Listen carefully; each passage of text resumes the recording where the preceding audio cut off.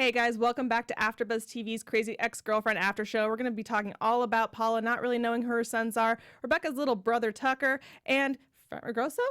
Stay tuned. You're tuned in to AfterBuzz TV, the ESPN of TV talk. Now, let the buzz begin. I'm wearing my Fat Ragoso bathrobe. I just want I thought you were wearing your preteen Hollywood Trainwreck bathrobe. No, that's my shirt. Oh, okay. So, yeah. Okay. And I'm wearing my preteen Hollywood Trainwreck hair right now. Thank you guys for joining us today for the Crazy Ex-Girlfriend After Show here on AfterBuzz TV. I'm your host, Briana Phipps, and I have both my co-hosts with me here today. This is the first time all three of us. Can you want to go ahead and let them know who you are? Look at God. Hey, what's going on, everybody? It's your boy, Nino, and I'm back here at the Crazy Ex-Girlfriend After Show after being gone for 2 weeks. I'm ready. I'm Tehran. He's Tehran. He's Tehran. He's If comfortable. you don't know, If you don't know, you can look at And the he's hat. comfortable. ask Fat Ragoso. Fat Ragoso knows. We're going to be talking all today about Paula's whole thing with her sons and her escape room. We're going to be talking about Sunil going after this Yamamoto lawsuit. And we're going to be talking about Rebecca and her little brother Tucker.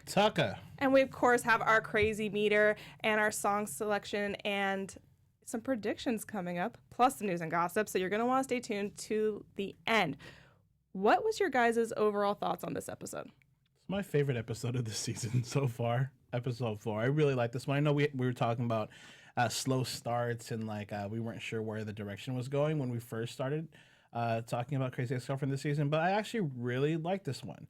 And I think it has to do with Rebecca, when Rebecca gets manipulated herself and she's not the manipulatee, I guess.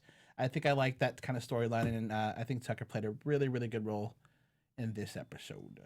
I completely understand where you're coming from. She would be the manipulator, and this time she's the manipulatee. Yep. However, this episode, which I really enjoyed, wasn't one of my favorite of the season simply because I don't see how it pushes the storyline forward. It's very enjoyable, it's fun, and of course Tucker's one crazy mother. Here's the thing. The concept is, last episode at least we understood where Rebecca's pretzels came from and the Nathaniel storyline. This one it seemed to be a little more filler. I understand that Tucker is a pertinent part of Rebecca's life, but he really isn't. He hasn't been in the storyline. He didn't really come up. There's only been mentions and glimpses of him and his mother, Marissa, in the entirety of the show. The song was fun, but there was no epiphany within it. And there was nothing else other than the fact that at the very end, we get the taste of, you will never be with me. We're not right for each other. You are toxic, that concept with Nathaniel. And that's the major focal line for the season's plot line. Other than that, this was kind of a filler episode, but it was very fun. Yeah, I agree with you. I can see what you mean by there. It was very filler. Besides the ending, there wasn't really much to do with the plot line. Because I don't think we'll see Tucker again. I could totally understand, but I think it just shows Rebecca's growth in a sense, seeing that she plays a role where she's taking the responsibility throughout the whole 4 episodes that we've seen so far. I mean, there was definitely callbacks to older small episodes here and there, and it was fun. I'm just saying I agree with him that it really didn't push a storyline too much. What do you guys think about that? Because, we see in the beginning of all these episodes, old episodes from the past seasons or whatnot, which obviously tie into these episodes. You think it's getting boring seeing that? You know what I mean? Like when she was leaving her corporate job and she said, I need to eat because I haven't eaten and I'm nervous and blah, blah, blah. She did the same thing. When I don't mind callbacks, especially because it's the final season. I think that they want to kind of wrap it all up. And tie it all in. And so I think that they're really doing a lot of fan service in that, but I don't mind it. Okay. Because it's the final season, I don't need the filler. It's a final season. If there was a season 5, then this would be fine. However, there is not. And do you think it's episode should be important. Do you think it's because they have an 18-episode order instead of 13 that they're trying to figure out how to make it stretch? That would definitely make sense production-wise. It would definitely make sense writing-wise. I do see that there will be an arc later on that will be extremely important, where it's going to be 3 episodes, 3 episodes, and 3 episodes where we're going to have to watch to find out what happens. But as of right now, they are definitely filling time. Like clump storylines, 3 episodes, 3 episodes. I do think that they are filling time. There's little hints, they're even with, and we'll get into it. Let's get into it because we're going to talk about Paula and her sons first. So we get this storyline with Paula, and it starts in the very beginning where she's at with Rebetzel's Pretzels, and her sons are, what did she call them, screen zombies? She did. Which is, most people, I feel like nowadays, that was a little dig at not even just teenagers, okay? Oh, you're talking, okay, like my parents get like that too, now that they know how to use Facebook now. Or just playing games. I think lots of people are screen zombies now. But we have the little interaction with her and Rebecca there, and the only reason I want to bring that up right away is just because this is the only other part I don't think was filler, and I think was a little bit of a foreshadow, was when she says that she needs to make amends with her brother. And Paula kind of shuts out that, what about your mom and your dad and the professor and Greg? So I think that was like foreshadowing of some things we're going to see. I'll get more into it in predictions, but I just wanted to like point that out really fast. We'll definitely see Greg, and we know that for sure. Well, we know right? that, yeah. But Paula kind of has this underlying tone that she is trying to spend more time with her kids. They started this last season. We see it with them going to this escape room, and she finds out she doesn't really know who her kids are. And she never really knew who her kids were, from the seasons past or whatnot. But now she's realizing it. Right, finally. Which is funny, too, because her youngest son totally went through puberty from the last season. Oh, my God, he's huge. He looks totally different. Tommy, we're talking about Tommy and Brendan. So Tommy's the younger one, and Tommy has gotten very tall. Well, as he puts in his own words, he's a grown boy. A grown boy, that's true. Yeah, that's right. That's what he said. And then Brandon's her older son, who looks pretty much the same, because he's already gone through his puberty. He's a grown man. He's a grown man. What do you guys think of her realization that she doesn't know him? Because I think that this could be a kind of thing where parents just assume that they don't know their kids because when they're teenagers, like, they don't have a relationship. But it seems like her sons kind of are like, you haven't had the relationship. It's not us. It's you. I mean, I think like we as teens felt like our parents should know what we're doing. When I was younger, I always think, oh, my parents, they know they're going to catch on, blah, blah, blah. And they were clueless, until I started talking to them. So this is kind of true to real life. Some people, have different parenting skills, and they automatically think, oh, they're going through their teen angsty stuff. I don't, they're going to get over it. I'm going to deal with it later on, and we're going to have a better relationship as we get older. You know what I mean? And some parents are just harped on their kids all the time. So it seemed to be, truthful in a sense or whatnot, and it could be like a total reality type situation. And I just don't know why it took her so long to have to. I mean, maybe because there's no distraction anymore. Rebecca's, taking care of herself or whatnot. She doesn't have the distraction along that she used to have, because Rebecca filled the void that she was supposed to have with her kids. Well, that just sounds like an excuse. So Paula's never been an exceptionally good mother, and she knows it, and it's been a part of the storyline as well. However, in this particular episode, Paula's a very good mother. This is not anything that's uncommon when we look at parenting now in the millennial age, or before that, where the teenagers and the parents are at odds, and parents don't know their teenagers, and teenagers don't want to get to know their parents. I remember going through that struggle of having to go out with your parents when you're in that teenage zone, and you just want to be at home, you just want to be left alone, and you just want to sleep for whatever reason and eat every now and then. So we learn a lot about Tommy and Brendan, but they learn a lot about themselves as well. And Paula's learning with us. She's learning with us, and she learned something very viable. Not only did she learn about the vegan thing and the dating and the Renaissance fairs, and that Tommy's actually smart and not some dead weight in the caravan, she also learns she actually kind of likes her sons. That she likes them. They're likable people. They're fun. They're charming. They're cute. And she kisses Tommy at the end on the cheek, and it's just like a very tender moment. It's very sweet. It's not anything unheard of. Yeah, and it's just nice to see too. Like we said, like she treated Rebecca like that throughout the whole time. Like she was raising Rebecca versus raising her sons. Yeah. And now we see that beautiful tender moment at the end. I think the most surprising part for me wasn't even that Paula didn't know her sons, because we knew that, like you guys said. It was more that her sons were friends with each other. They were actually friends with one another. That they go to these that their brother's proctor. Right.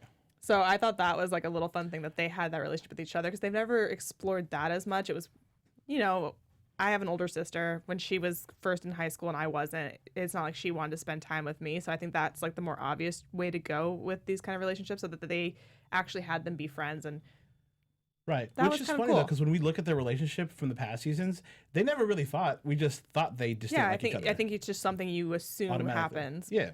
within it. Plus, because the family itself is so dysfunctional, because the parents aren't really involved in the kid's life, you figure that nobody in this family really gets along. So I'm waiting for Steve Monroe to come back soon and see him do his barbershop quartet. Yep.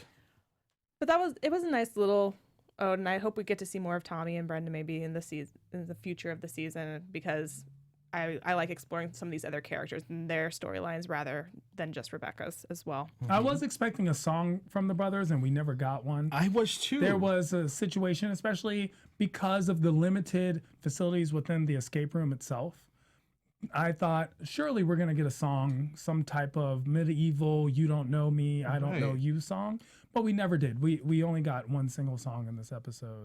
100% thought that was a missed opportunity. I was thinking about that too. Maybe they don't want to. I don't know. I don't know what the contracts are, but maybe they can't sing. I don't know. Well, it's not like we haven't had songs from people who cannot sing. True. What I was expecting was something, especially coming off the heels of the Pretzel song, which or at least was from just Paula. Short. So something could have come up in this situation, but it didn't. It didn't play out. I also expected them to finish the escape room in record time or something of that nature. But you felt like where something it was something that was spoken on the show where everyone's shocked how fast they did it, and that didn't come out either. Right. Yeah, I think it was just like a very small vehicle to help us make us feel that Paula is now becoming a better mother, at least realizing that she needs to be a better, more involved mother. Right. That felt like a filler scene, because I felt like they could have taken that to even more levels and concentrated a story on that itself, or the relationship with her and her sons, that in itself or whatnot. I think that goes back to what we were saying about it just being a kind of filler episode. It's like a lot of it didn't push through the storyline, so it felt like kind of like they didn't spend a ton of time developing. But it was really fun. It was fun. It was a lot of fun, No, but there's just no point unless it plays later. So unless Tucker comes back, which is very possible, the brothers have some type of insight where their intelligence from all these things that we learn about them plays a part, things of that nature, which may pay off later, but as of now, clearly filler. Right. And I feel like it could. They are smart writers, and usually everything ties in after, as the season goes or whatnot. And I'm going to use that excuse of that 18-episode stretch. You know what I mean? Yeah. And let's hope it kind of just comes back through. Well, going on to another little side storyline, we got Sunil, who Paula brought in. I liked seeing him back. So we had this little side storyline of him and Mrs. Hernandez fighting out for this trial and who's going to be the paralegal that takes it over. And she's doing all this work for it while he makes the negotiation with Nathaniel that he will help him get Rebecca back in exchange for the case. I love when she talks, by the way, just Miss Hernandez? Now that Mrs. Hernandez yes, because she never usually talks. Miscommunications or whatnot. I thought it was good. It was nice to see Sunil or whatnot. Could there have been another way that they discovered that Rebecca's brother was using her besides that storyline? Maybe. The reason it felt weird to me was that I think I'm so accustomed to seeing now George be the right-hand man to Nathaniel and helping out, and he wasn't in this episode. So if someone was going to be that for Nathaniel, I thought it would have been George and not Sunil. So Sunil seemed like a weird choice. I did like seeing him again because I like seeing these little characters come back, but it just seemed like a weird dynamic. I don't know if Sunil seemed like a weird choice when you think of the overall concept of the show and how diverse its cast is, and it shows and plays in different ways. So we see Sunil and Miss Hernandez, and their storyline is actually very fun. I don't know if it would be as fun if George was involved. I don't know if the payoff for George, he would have won, and we wanted Miss Hernandez to win. And of course she did, because she always gets the case, and she did in this situation as well. And I feel like George would have accomplished it without Nathaniel being the one who had to make the I think the reason I thought it was a little weird is if they're going to make the choice to use Sunil, and they're going to make the choice to make this about Peter Pan and a musical, and we already know Sunil's past and how much he loves musicals, I felt like there was going to be some sort of playoff with that, and they didn't go anywhere with it. Or something, or he was going to audition. Or he was the one, or he would. It happened by chance or something. Sure. Yeah, but they didn't go into that, and I was kind of like, why did we put these kind of characteristics together and not go there? So that was the weird part for me. Once again, it didn't stretch all the way where it could have stretched. The storyline could have stretched even further. It fell short just a little bit more. Like, even if it just turned into him all of a sudden getting to the audition room and being like, and like wanting to audition himself or something. Something to play on that, sure. But So that was Sunil's little storyline there for that. He doesn't get the case because he doesn't do the work, and he also doesn't get Nathaniel, Rebecca. He gives him some information, but not knowing he's giving him that information. Right. Really. So that, but again, I like seeing him. I like that he's in this law office, and I hope to see more and that they do more with his character moving forward. We have some information for you guys moving forward that Tehran can let us know a little bit about. Well, I just want to let all the AfterBuzzers know that our network produces after shows for nearly all of your favorite TV shows. From dramas, reality TV, sci-fi, and more, there is no network that works harder to serve television fans. But we need your help. We're asking that you please subscribe to one or more of our YouTube channels. By subscribing to our channel, YouTube will suggest content that's tailor-made for you, and you'll help AfterBuzz continue to grow. And if you're worried about those pesky notifications, don't be, because they are optional. So hit that subscribe button now for this channel and check out our other AfterBuzz YouTube channels as well. Let us know you did so in the comments, and we will thank you on air. For now, thanks for being the best fans and for helping us be the ESPN of TV Talk. Yeah, thank you guys so much. We really do appreciate you coming in here every week, not just for our show, but for all of our shows. We really enjoy having you chat along with us in the comments. So definitely be there. Nino's in our live chat right now, so if you want to chime in on any of your thoughts on this episode, go ahead and write it in. He'll call you out there. Right. We're on YouTube, iTunes, Spotify now, so you can find us everywhere, guys. Listen to us on your ride through traffic. All right, let's get into this main storyline for this episode. So Rebecca and her little half-brother, Tucker. Tucker. So Tucker, and the reason he was being compared to Trent in a lot of articles I saw, being like that he's almost like a mini Trent. Not as creepy, though. Not as creepy. Not as creepy as Trent. I don't know. Not yet, maybe. Tucker seemed a little creepy, to be honest. He's a grown little man in a kid's body. Very manipulative, obviously. We get this redeeming factor of him at the end where he becomes a kid. However, there was no indication of that throughout the show. He ha-ha-ha-has in the bathroom as he understands exactly what he's doing and why he's doing it. Well, so Tucker was going to Rebecca's. We find out at the end that it's because he wants to get this Peter Pan audition. He wants to be Peter Pan. He wants to be a childhood train wreck star. Hollywood train wreck. Preteen Hollywood train wreck. There we go. And through it all, they seem very similar, and that's because he has found her diary behind the toilet of his dad's house, or I guess what used to be his dad's house, and is now trying to emulate her so much that she likes him so that he can get this audition. So he's very much like Rebecca in that kind of way, because she does manipulate things to get what she wants as well. The diary just kind of helped enhance it, because he does have Rebecca tendencies all over with everything he did, from the manipulation to the love of musicals, and being the center of attention or whatnot, and doing anything and everything to basically get his way there. I think the Fet Regamo stuff is basically Fet Regoso. Sorry for your brand deal, my bad. Fet Regoso stuff is what he sold to get the tickets to get over there. Well, at least he didn't buy drugs, as Rebecca suggested and joked, but suggested. There was also a lot of articles kind of comparing this child actor with the one that plays young Rebecca. I can't remember the actress's name at the moment, but that they have a lot of similarities in the way they act or in the way they talk. Yeah, I think they actually did a really good job with this guy who they casted. He's actually a recurring character on the show You on Lifetime.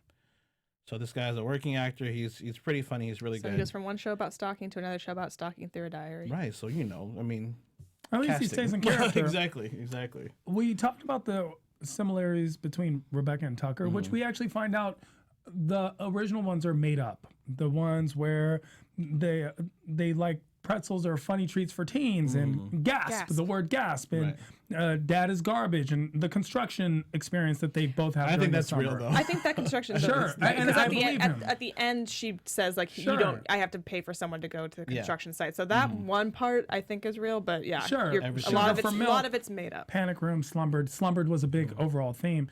And the construction experience is the same, but their take from it is different.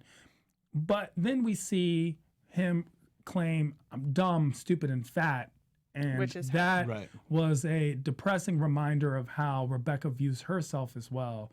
And is it an outcome? Is it nurture versus nature? Is it the concept of being brought up in this home? Rebecca constantly reminds him, in the past especially, even though they're estranged, that his mother is, even AJ brings it up, you mean this is the spawn of your father's whore. So it comes to pass. But what we find very shocking, or at least I did, is that Rebecca is much like her mom, where she's explaining to AJ what her mom's like, and then she does the exact same, which is ignore AJ's stories and only talks about herself, just like her mother. It's a cycle. I mean, obviously, you know what I mean? Where it comes from, it's a cycle that keeps on going back and forth, and it's how she was raised and how he was raised.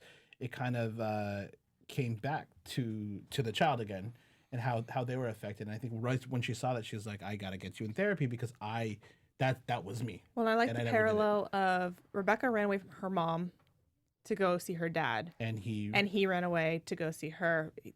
Both of them kind of like viewing these people as someone that's going to give them something they want or need.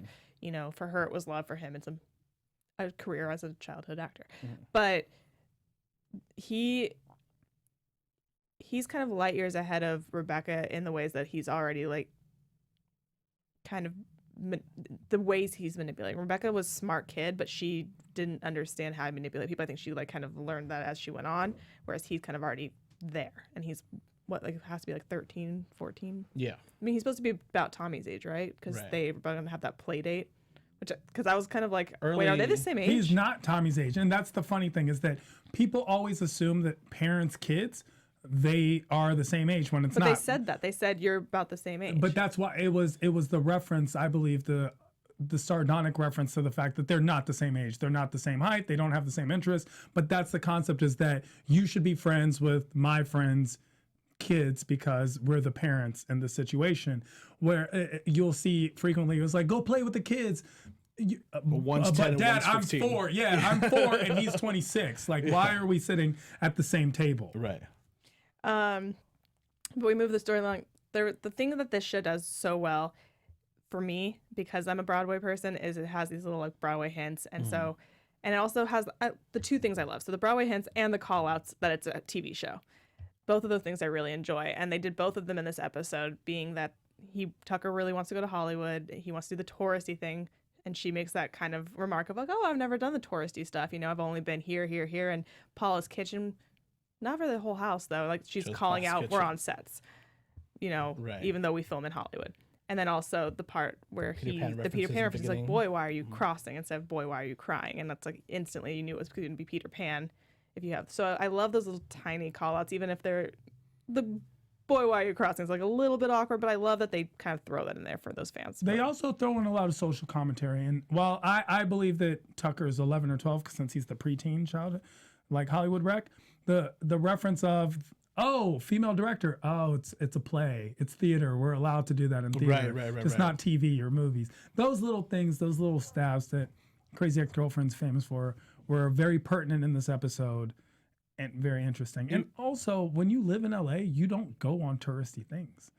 And that's also something that gets called out. You go on touristy things when people visit you. Right. Exactly, and that's another thing. It's little things that have such a huge double entendre when it comes to this episode and being in Hollywood and understanding it. It was funny because I thought about that too. When I was in New York just last week, I go and I visit family. I don't usually do the touristy things. When I was with friends, we did it. You know what I mean? Because we haven't done it. Same thing with LA. I don't think about going on the city tour buses or anything like that. And so murder tour. Or the murder tour, which I heard is really interesting, by the way. I'm sure it is, but it's probably not child appropriate. It's right outside. I mean, maybe this child, he might be able to handle it. Right, this grown man. This grown boy. But yeah, I lost my train of thought, but I definitely agree. You don't necessarily do those type of things. Well, and then we get the thing where he manipulates Rebecca and makes it seem like it's her idea to force him into this audition, where we get to see what's his name again? Colin. Thank you. I wrote it down. Colin, who is sex tape Josh, as I call him. So he is being Captain Hook in this production of Peter Pan, and he helps them get the audition, which Tucker blows right away by going on a monologue of how he wants to be a big star just so he can be a train wreck. I love that they wrote this. I mean, it's great. Lindsay Lohan just had another breakdown a couple of weeks ago where she tried to steal a kid because she was drunk in Russia and wanted to give him a hotel, but parents said no, and she did all this all live accused the parents of kidnapping their own child. And she did this all live on IG Live, right? And spoken an accent she doesn't have. Spoken accent she doesn't have. So that, I mean, just all that right there was hilarious enough for this song. It's funny. We'll get into the song, a little bit more later. We'll go really delve into it. But I just want to make sure that we get through the storyline of Rebecca as well. So we get the little bit of her also pushing when he fails at this audition. They go to the hotel. She still tries to get him another audition with the director. So Neil tries to get the audition with the director. I felt so bad for this director at the end of it. Like she's been. I'm sure these directors never feel bad for directors. Just this one director. No, Angela, the director, was offered a bunch of money and sold out for it. So do not feel bad. That is true. I didn't feel bad for her anymore later. But she's a play director. She's a director of theater, so it doesn't. Was this equity? Well. How about if it was equity? Unless it's Hamilton, we're not talking about much. But we get past there, and Nathaniel has found this little connection that he can use this diary to connect with Rebecca better. So he kind of teams up with Tucker. He's like, I'll get you the role. You give me the diary. But blows it by reading, Slumbered. The final, I like how he was not well-written monologue from Slumbered. Right. And that's how she finds it all out, which also I loved the little Disney nod of like it's in the vault. It is in the vault. We can't get the... I've written them. Can't stream. Tucker at that point seems a lot more like Nathaniel, actually. And the two connect very quickly and enter negotiations very quickly. So it might go to show why we see Rebecca have an affinity towards Tucker. Tucker has a lot of, some Rebecca qualities, but has a lot of Nathaniel qualities as well. Manipulative, calculated, conniving, and shows them all. They have no problems with one another. In fact, I find Nathaniel respects Tucker, how quickly he gets to the point of negotiating, how quickly he says, I don't have much time, how clever he is on the draw when Rebecca's there and tells her to go get her stuff so that he has time to have a conversation with Nathaniel. There's nothing childish about him. Even though he displays childish actions, there's no childlike behaviors. Yeah. Right, quick wit and ready to go. And what do you guys think about this? Because when she figures out, they both stole my diary, they're manipulating me in this way, Tucker gets off pretty easy, in my opinion. And Nathaniel, she gets told, this is it, this is done, we're over. Do you feel like that was too harsh of a thing to do to Nathaniel? I think she was looking for a lead in to get him off her back because she wants to concentrate on herself right now. And this was a perfect time and opportune moment for her to be like, see what you did there? This cannot work out right now. I need to do me and you need to do you. And that's just how it's going to be right now. She was looking for something like this to be able to get that space from him. You know what I mean? And I think the reason why she was a little bit more relaxed on Tucker was because she saw a lot of herself in him, even though she, didn't hear the self-loathing or anything. But even like that's a little ironic to say because even with what Nathaniel did is a lot like Rebecca. Right. Rebecca, I would see Rebecca doing the same thing, but even taking it to a further extent. I agree. That's the only reason I'm like, is she being too hard on him? The Rebecca that we know. Now, the Rebecca that we're getting to know is very different. Right. I would say this, that what we have developed as something we accept is something that the new Rebecca is seeing as toxic behavior. However, in some cases, and this is one of those rare cases, where sometimes this toxic behavior is understandable if you understand it and accept it within yourself.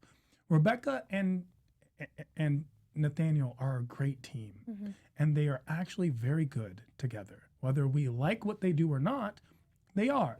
The challenge needs to be that they change their toxicity and the poison into medicine instead. That's the concept. It's the same thing. It's just you have to use it in the right way. If they use it if they use their powers for good. Right. But see, that's I think what I wanted is I wanted her to kind of call that out. Like you are exhibiting these behaviors that I've done myself. Like I kind of wanted her to go there with him. Well, she projects a lot. She projects and never realizes that a lot of these things, as we saw in the beginning with the concept of her mother, she projects and Rebecca constantly finds excuses and reasons without actually understanding. I don't think she's ready yet. That's where it is. She's not ready to accept it all in 100%. She's accepting other things that she's done. She's taking claim to the wrongs that she's done. She's just not ready to be at that point in time with her love life, like it to be 100% healed and corrected. So that's why I think she's still running away from some of her problems, and that's one of them. And here's a perfect chance for her to be like, you did that, I'm not going to mess with you right now. and that's just going to be the way it is. Here's another excuse for me not to want to be with you. And the play is Peter Pan, about the boy who never grows up. So that's actually a lot of the men in the show are boys who never actually grow up. And then we see the exact dichotomy with the two boys who have grown up and their mother hasn't even realized it. And they're the only two who have grown up in the show. Right. They're actually grown up. Because you have Josh, who still lives with Hector's mom. You know, I mean, Hector, who the last episode didn't want to go to the doctor because he didn't have health insurance and it was too expensive. You know, Nathaniel just still in that chasing girl phase and not knowing what to do yet. So you're right. You know what I mean? That's just such a great juxtaposition. I mean, this show deals a lot, which is why I think they brought Tucker on actually with the fact that like the things in your childhood like stop you from growth and being who you should be in your adult life. And that's why Rebecca makes the decision like you have to go to therapy because that's what I need at your age and that's what you need now. And she never got it really. You know what I mean? So yeah. The one thing I did take away from that though is that they kept talking about how slumbered is something that nobody knows. And I was like, do we not remember the first season where it was literally sung at a wedding? I felt like that was kind of a weird thing to go be like, nobody knows this now, but we sang it at a wedding in the first season.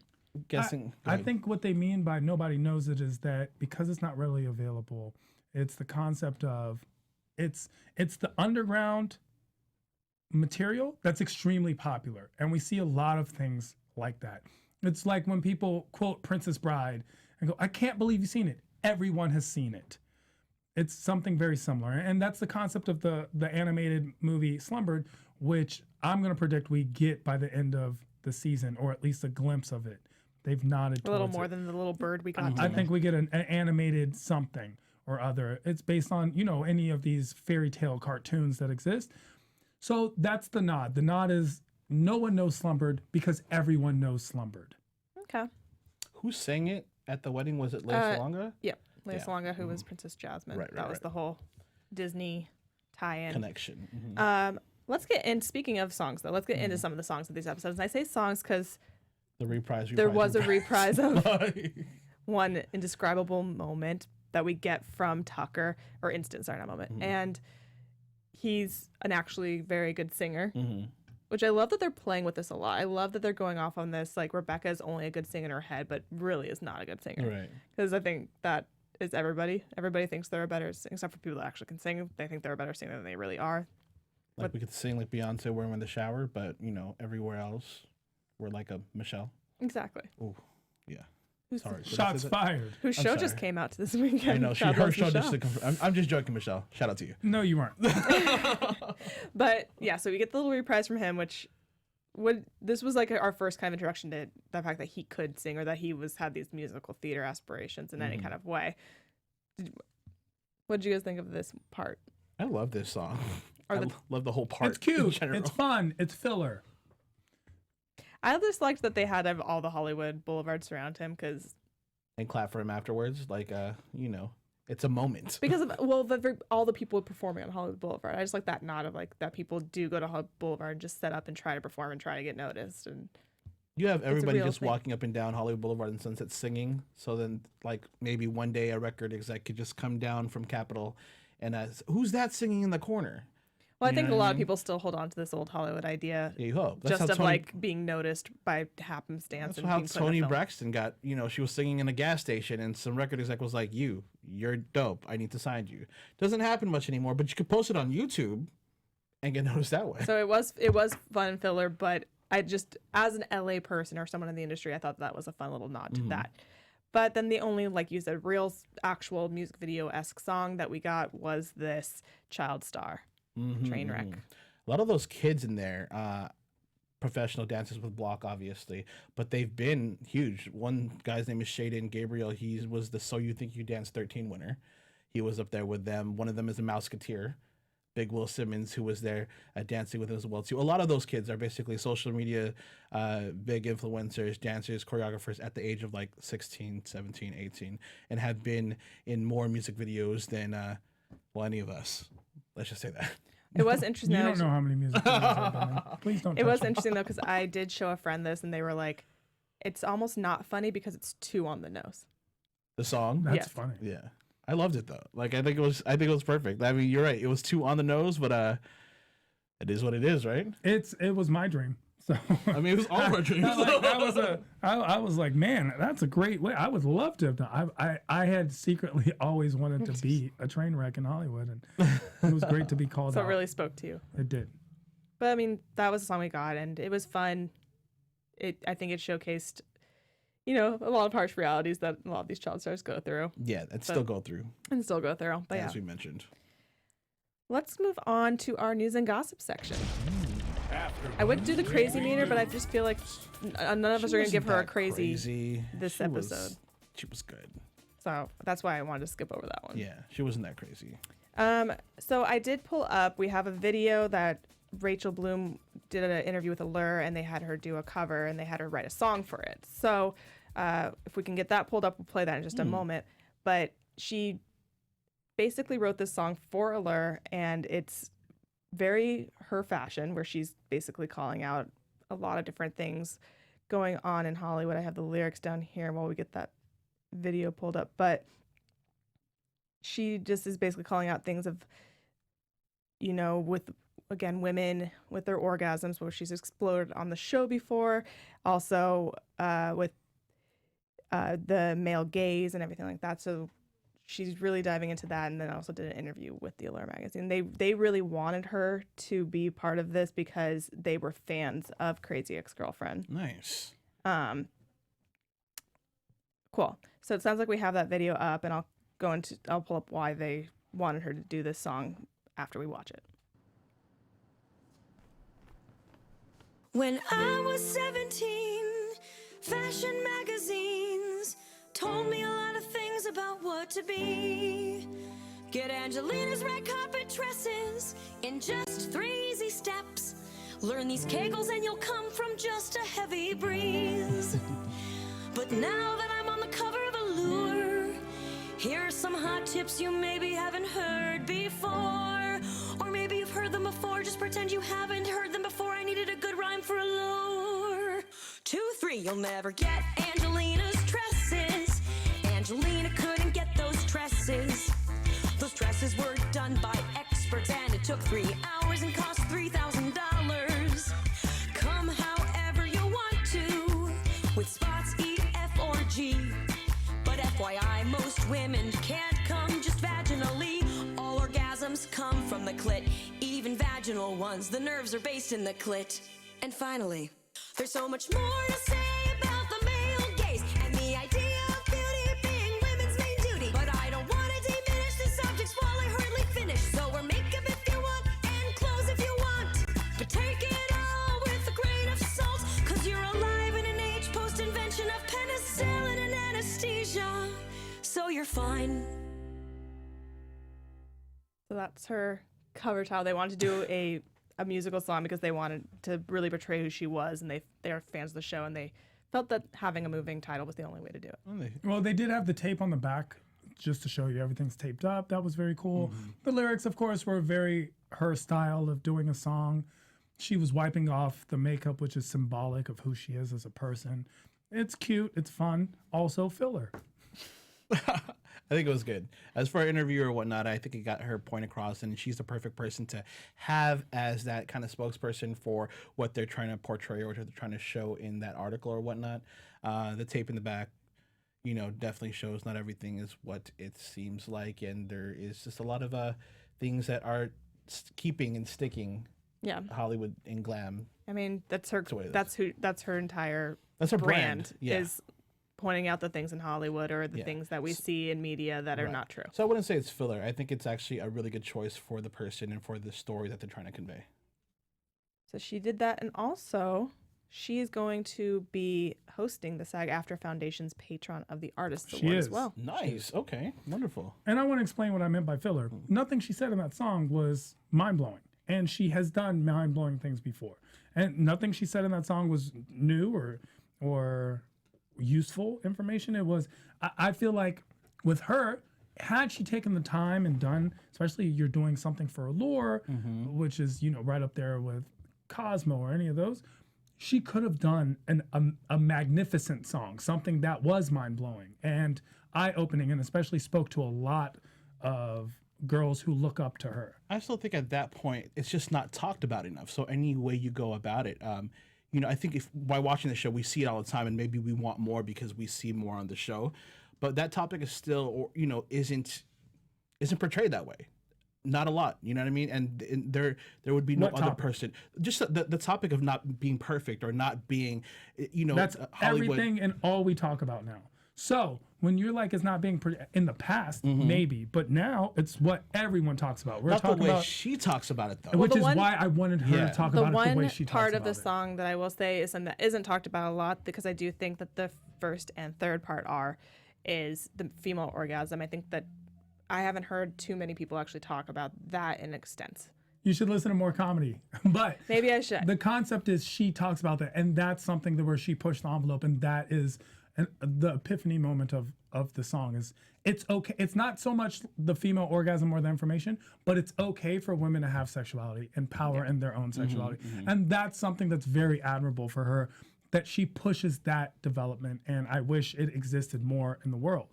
But everything else was almost cliche, and some of it was, I dare say, hacky, and so I expect more of her the way I expect more from the season. It was a bit of filler. Is it enjoyable? Honestly, she's a genius. Everything she does is going to be enjoyable. But is that maybe you hold her to a higher standard because of that? You keep wanting her to be pushing it more? And that's okay, and I think that's totally fine. When I watch an Adam Sandler movie, I expect Adam Sandler, right? So I don't have Dave Chappelle genius expectations for it. For her, I do. I expect a combination of the two. I expect something that's brilliant and entertaining. That's and fair. Nonetheless, we're talking about it, so that's the big, that's a big thing. Oh, that's fair. That's what All right, guys, we are unfortunately out of time. Really quick, let's each give one fast prediction. Your less than 10 seconds, and then TV predictions. Because they mentioned Greg in this, I think Greg's going to be coming in the next 2-3 episodes. They need him. Tucker comes back. Nathaniel wins it over by the end, and she enjoys the toxicity. Agreed. I definitely don't think this is the last we'll see. Even though she said it's over, her and Nathaniel, not over. And next episode, because I saw the little preview, we definitely will get Scott. So I think we're going to deal a little more with Paula and her family. There we go. That's my predictions. All right, guys. We will see you all next week. Thank you so much for joining us. Do you want to let them know where you guys can be found in the meantime? Find me at I am Tehran, IAMTEHRAN, all across the board, and of course on a variety of shows here at AfterBuzz and BHL, and at the Laugh Factory every Monday and Thursday at 10 p.m. You can catch me at Nino Llanera on Instagram, Twitter, Facebook, and all that good stuff. Follow me and let's talk. And you guys can find me at BRI_Phipps, PHIPPS on Twitter and Instagram, and I'll be on the Hulu's Into the Dark show later this week. So follow me to find out when that's going to be. And we will see you guys later. Bye. Our founder, Keven Undergaro, Phil Svitek, and me, Maria Menounos, would like to thank you for tuning in to AfterBuzz TV. Remember, we're not just the first, we're the biggest in the world, and we're the only destination for all your favorite TV shows. Whatever you crave, we've got it. So go to AfterBuzzTV.com and check out our lineup. Buzz you later.